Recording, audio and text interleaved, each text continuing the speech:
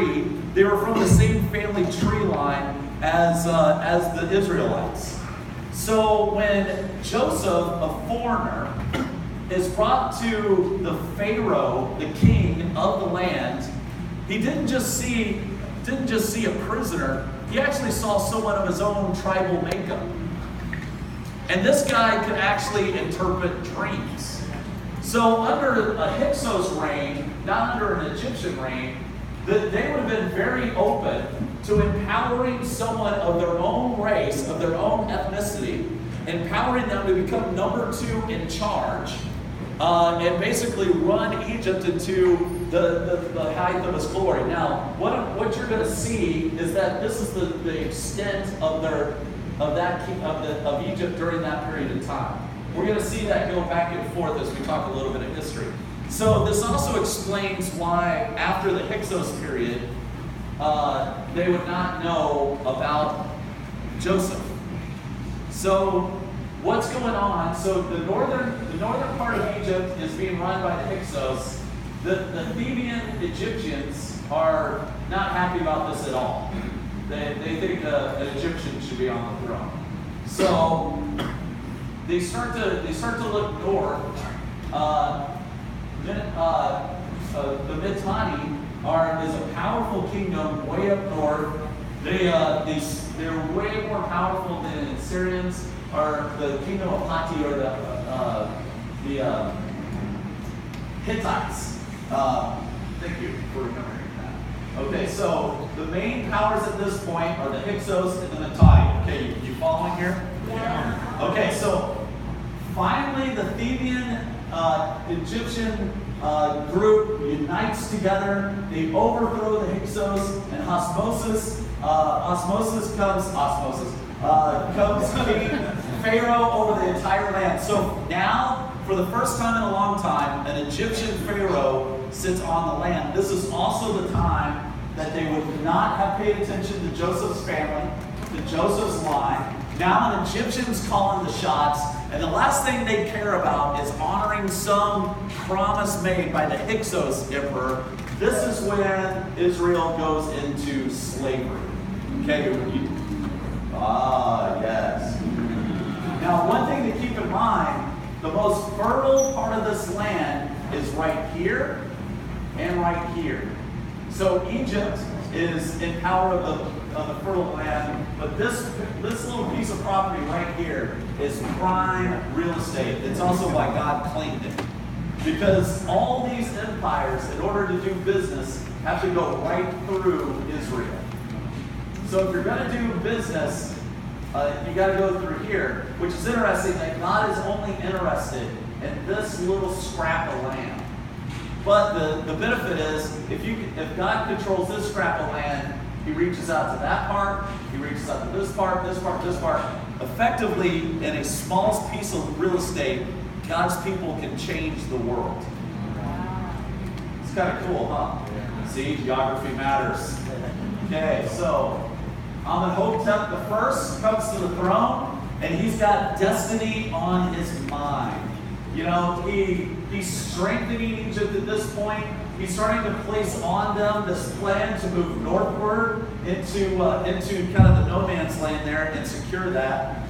This is reinforced as Tutmosis I comes to power, and he begins to seize all of this territory for Egypt. So at this point, under his leadership, now again, Israel is enslaved at this point. Egypt expands all the way up into the land of the Mitanni. Okay? So they're aggressive, they're expanding, and now Egypt's becoming the world power that we think of when we think of Egypt under Ramesses. But it wasn't Ramesses that made it a world power. It actually started with Tutmosis I. Now, where'd he go? Now, I think that's Tutmosis II that got cut off here. Now, what's interesting here is that for a short period of time, Egypt was ruled by 2 female pharaohs. Ah, yeah, the sisters get fired up about that. So Hatshepsut is the first female pharaoh, but she dressed like a male. she actually had one of the greatest building expansions in Egyptian history. In fact, when you go to Egypt now, they love her. Like, she is one of their faves. Like, in the Pharaoh Museum, she gets so much credit because she really did capitalize on their dominion. They had power. The borders were secure. Minatani was still the biggest power to the north, but they had no power to overthrow the Egyptian presence there. And so she ruled for 20 years and built some of the most amazing structures in Egyptian history. So that's kind of cool. Way to go, sisters. Amen. But the power was really fortified under her nephew, Thutmose III. When he took the throne, he ruled for 34 years, and he created the strongest presence of Egyptian control all throughout that empire. So what was kind of unstable and always fought for in skirmishes, he now had a lot. Mitanni at this point was subdued. They were starting to pay tribute to Egypt. The Hittites had no way to expand their trade down in here, number one, because they couldn't get past Mitanni. Number two, here, Assyrian at this point is not even a power. They are a kingdom, but they're not much to look at. They haven't fortified anything. Of course, we know Assyria, at some point, they're going to be they're going to be the big dogs in this thing. But at this point, they are not that. Egypt controls all under Thutmose III. Okay, so what ends up happening is that this little divide right here, this little trade route, starts to become very important to Mitanni. Mitanni realizes they're not going to overthrow Egypt anytime soon. So they start to make, kind of proposals and delegations. And what ends up happening is that under Amenhotep II, they're going to create a strong alliance that's going to last through Thutmose IV's generation. So let me show you what I mean. So they came up with the Egyptian Mitanni alliance, the EMA, let's say. And so what ends up happening is that Mitanni became the enforcers for Egypt in the north. So no longer did Egypt need to send troops and resources.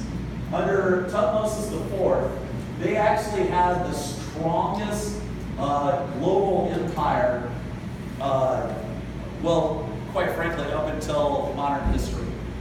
Because they had an entire kingdom that watched their borders, that protected their trade routes, that kept everything under Egyptian control. The benefit was Egypt allowed Mitanni to come down and do trade in this area.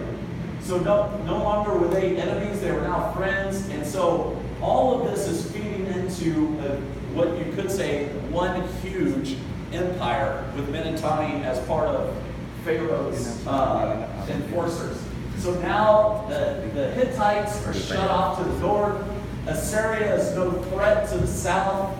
Now Egypt literally extends all the way up into Mitanni Empire.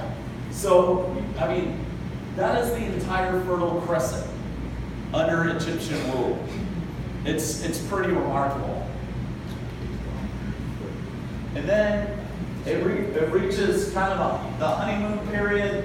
Amenhotep III inherits this sweetheart